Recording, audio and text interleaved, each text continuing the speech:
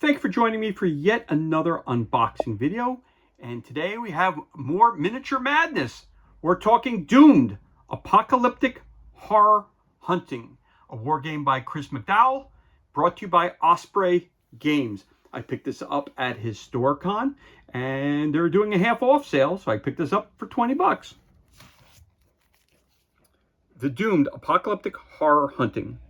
Hunger, hatred, domination, oblivion, and ruin. The world is dying, possessed on the brink of falling to one of those great dooms. Factions pursue their own interests as likely to be heralds of the world's destruction as they are its saviors. Horrors, monstrous abominations that defy logic, science, and nature, roam the land. Bands of hunters follow bold leaders seeking out and destroying horrors, gaining fame as word of their deeds spread amongst the desperate survivors. Rival bands compete for prestige, clash over ideology, and pose as much of a threat to each other as the horrors they hunt. The Doomed is a quick-playing, rules-light skirmish war game in which small war bands compete to hunt unique horrors in a bleak sci-fi world. Scenarios are defined by the horrors and by the conflict in which the hunt takes place. Each horror has its own strengths, weaknesses, and tactics, often breaking the rules in unique ways, and must be approached carefully. Stealth, cunning, and brute force will all have a role to play. Each conflict, meanwhile, provides a distinct setup for the scenario and a secondary objective that pits the warbands against each other as well as against the horror. Campaigns in the Doomed build towards a climax, with hunters gaining renown, offering access to new, unique options for their warband. In the background, as the campaign progresses, the five Dooms also grow in power, threatening to deliver annihilation and bring their own climax to fruition. Again, for more information regarding this book, you've got go to www.ospreygames.co.uk. Again, it's $35. I picked this up for $20, so it wasn't exactly half off, but it was $20 and no tax. So let us crack this bad boy open and see what kind of goodness we have on the inside. So again, we have our table of contents. Little fluff here. An introduction, who are you? So what is this game? And we've got to talk about the battlefield, kit bash attitude. This game here, which I love about it, is the fact that it is miniature agnostic, meaning you could use any characters and any figures that you want to. So you've got old 40K figures laying around, bring them out. If you've got old whatever kind of figure you want to use, you could bring them out. If you have extra pawns laying around, like I've done a lot of unboxing of different pawns from Paizo. If I want to use those as horrors in the game, boom, you bring them right in and you do it. Just setting up your characters and then let the battles begin, as they say. Play to find out what happens, and you're going to embrace the craft. You have a kit bash attitude, the battlefield, and what is this game? You have allies and enemies. Playing the game, we have introduction and terminology. You have unbound units. Deployment, horrors, and nexuses. Minions, ending the round and ending a battle. What are some of the actions you can do? Well, you can move, run, hurdle, climb, drop, leap. You have your modifiers, +1 or -1.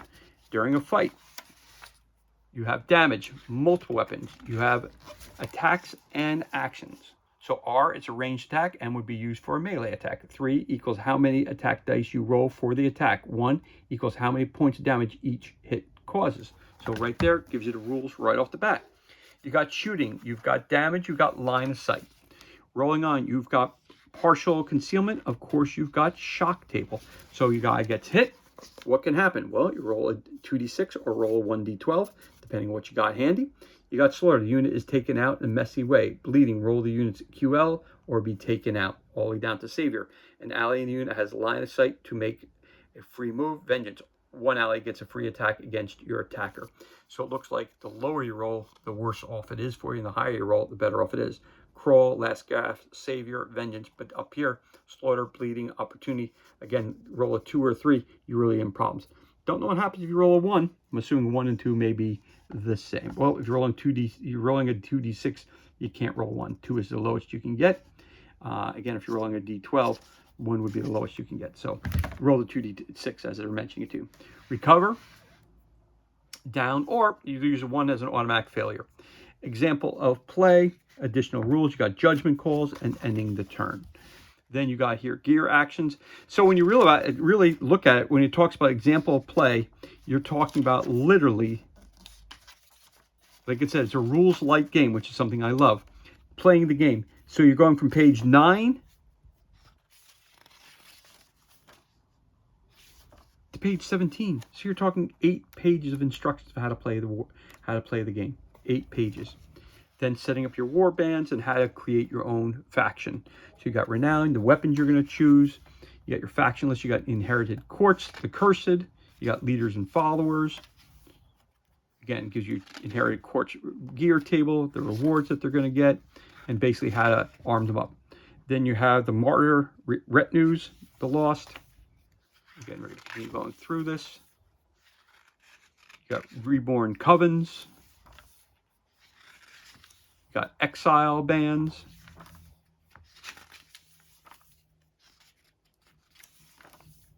Then you got sample war bands, the legacy seeker, inherit courts. You got the rusted order, a martyr retinue. Then you got campaigns. Now your casualty table. Your guy gets wounded. What can happen to him? 1, he's dead. Nothing remains. 2, critical, roll or die. 3, MIA. 4, injured. 5, lost. 6, you're scared. They have a gruesome injury to show off. All right? So talking about different campaigns. Okay, you have renown and rewards, leader ambitions, prestige, the climax, the other worlds, campaign world, 5 dooms, doom tracks, world events. You have hunger events tables. You have hatred events tables. You've got domination events. You got oblivion. And you have ruin events table. Chapter 5 is all about your scenarios, horror, conflict, solo scenarios. And then it gives you a whole bunch of different choices to choose from. So 1 to 6, and you roll the other d6 again. It looks like it's a d66 roll. So 1 is going to be your, so you want to get 2 different colored dice, a blue one, red one, white one, black one, white one. 1 is going to be for the 10s. 1 is going to be for the 6s, or for the 1s. So if you roll a 6 and a 1, or 6 and a 1, you have Flesh Titan, see page 102. Relic, see page 149. That's the horror is the Flesh Titan. The conflict will be Relic, see page 149. So it gives you instructions right there. So that's telling you what type of scenario you're going to run. That's cool that they have that right there, and it tells you right in the book. Heroes and conflicts, choosing a horror, creating your own horrors. Again, you're going to want to create your own horrors if you're using pawns from another system to include it into this type of, into the doomed system. You got your horror list. You have a devourer response table. You got abysmal colossus, twin leapers, eliminator drones, crusade machines, voidweed, burning brutes, pit serpents, traitor's tomb, the forsaken, veiled watcher, the grafted aberration, a battle strider, horror oozing bull. So if we look at these real quick, it'll tell you. So it'll tell you it's a toxic marauder chased by broken parasites. At the start of the game, deploy the oozing bull in the center of the board. So it tells you immediately how you're going to use this character when you're going to use it in one of your scenarios. So it tells you everything you need to know about that character. It's tough. It's QL3+. All right, charge times 2 damage if you moved immediately before this attack. And your bleed gives you rules for that. Minions, you have gluttons, so you're going to have a different couple things you can add into that as well. You got your nexuses, nexus effect. You got responses, your response table, rewards. Then you have, again, all of them are pretty much laid out exactly the same way. So your response table, you roll a d6. All warband members that can see a nexus take 1 damage. All warband members touching a nexus take d6 damage. Using bowl makes a free move. Losing bowl makes a free move and attack. So it looks like to me in this game, you really want to roll high, because the lower that you roll, the worse it is for yourself and for your warband. So I'm noticing that right off the bat, because when you roll the 1s and 2s, very, very bad. You want to, so in this game, you want to roll high. Again, Mystic Court. So it's just showing you, again, what it is. A broken behemoth. You have a cameloid. You have a steel tyrant. Rot herald. A gray circle. A sin echo. A red witch. A shadow cutter. Again, looks like a Terminator down there, right? It looks like a Terminator. Well, that's what you could be fighting. A rook wyvern. Flesh titan. A rage angel. A cataphractal. Mantavora. A techno-basilisk. And then your conflict list. You have your conflict breakthrough, battlefield deployment objective. Then you have your optional twist. Your conflict is ambush. So I'm giving you different types of conflicts that your characters can get into. So you got a breakthrough, you got an ambush, a duel, vantage, feud, vigilante, trailblaze, laboratories, oasis, beacon, shelter, exorcism, contact lair. Again, negotiation, optional twist. So again, we look at this again. It just tells you here. Warbands compete for the support of a powerful patron. So battlefield, dense terrain with a mostly intact building in the center. Deployment, warbands deploy from opposite board edges. Place the patron inside the building at the center of the board. Patron, QL4+. Again, you're going to read the instructions, those first 8 or 9 pages. It's going to tell you what that means. Cloak, +1 to saves when exhausted. Patron is a non-combatant and never attacks. The player that activates them can move them in any way they wish, so as long as it does not cause them direct harm. The objective, at the end of each round, if only one warband has standing units touching the patron, they attempt to sway them. The player chooses one of their standing units that is touching the patron and has them roll their QL.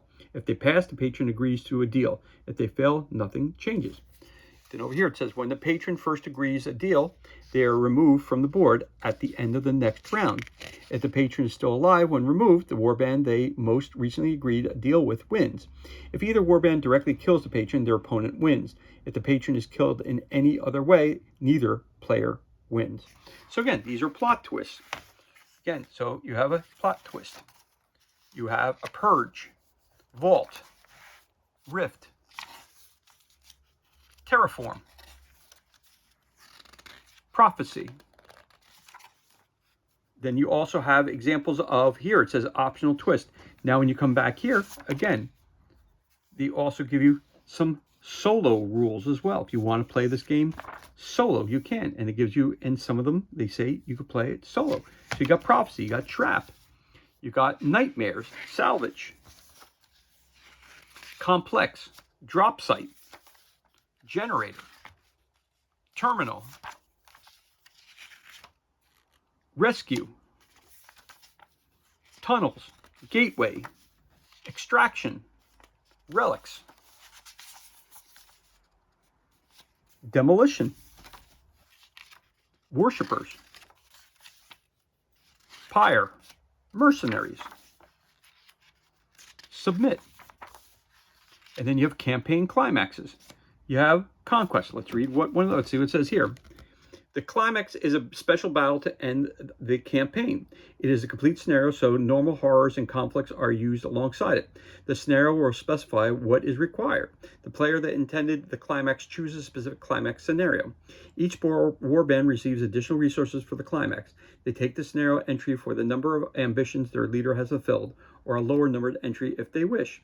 The warband that wins the climax wins the campaign. If a climax calls for an unbound unit, such as a horror or minion, a suitable unit is chosen at random unless noted otherwise. So again, they're set up the same way. So it says climax, conquest. Those with complete control do not need a title. Battlefield, roles, deployment, victory, special rules, and events. And you roll on the table. There it is. All set up for you. Actually, this seems like it's a very, very straightforward, like it said, it's rules light. So I love games like that. And when I saw this again, Again, it was on sale, so I said, let me pick it up because, again, I like the fact when I read the back and it said rules light, that I like to set my table up, get my guys on the table, and start running through the rules. And again, sometimes games are so overly complex just to be complex. I'm not into that. I like games that are straightforward, challenging, but the rules are pretty clear and pretty straightforward. I don't need to be sitting here arguing with people for who's this, what's that rule say. Let's go back, look in the book. Let's go back, look in the book. Let's go back, look in the book. I'm not into that. Maybe your first game, sure. But if it continues going forward, I lose interest very, very quickly. And I know so do my kids and the other gamers that I play games with as well. So we got Climax Coronation. You got your event table again. Again, these are for multiple players, or even they give you solo ideas. If you want to do this solo. Climax Rebirth, again, your event tables. Exodus. Doom Climax. Doom Horrors.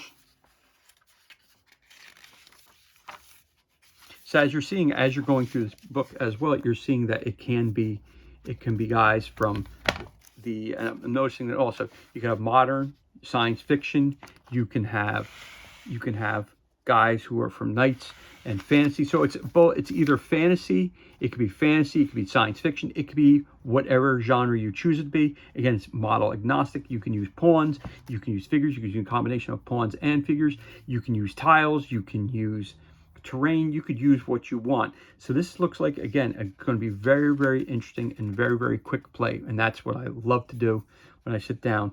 Again, I like rules light. That's the type of game I really, really enjoy. I just picked up, when I did an unboxing for it the other day, what was it? Tried the rule set. It was overly complex for the sense of being overly complex. You got 14 rulers to choose from to move your characters. Really? Tell me, can I move 4? Can I move 6? Can I move 8? Don't say, in this circumstance, you can move this. In this circumstance, you can do that. That was that Fallout game. It was very, very complex and very number crunchy for no apparent reason. So again, hi-ho to the bottom of the pile that went. So this looks like I can use the figures from that set, make 2 factions, get on the board, get playing. Because that's, again, that's for me, that's the most important thing. Get it on the table, get playing. Not so much reading and all that stuff like that. Again, let's continue moving on. We got Hatred here. We got Domination. We got Oblivion. And then, of course, we got Ruin. So let's take a look at this real quick. Let's look at this quick reference sheet they have back here. You got a turn sequence. Choose a readied unit to activate. All right. Perform 3 actions. Exhaust the unit. Choose a readied unbound unit to activate. Then have them perform 3 actions according to unbound behavior priorities. Exhaust them and pass play to the other player. Okay, it seems relatively simple. Unbound behavior. Unbound units act in the following order of preference unless noted otherwise. So we have to find out what the difference between, well, I know what a readied unit is, but what does the unbound mean? So that's something we have to look up. It says unbound behavior, attack the nearest enemy, move towards the nearest visible enemy, move toward the nearest enemy, visible or not. And moving, a single move usually allows one of the following with base width or of adjustment to the other end. Then we got skills. Fierce, reroll fight. Precise, reroll shoot. Nimble, reroll move and save versus range. Tough, reroll recovery and save versus melee. Okay. Ending the battle. If using hard, they are taken out. If using conflict, one player has won the objective or it is no longer possible.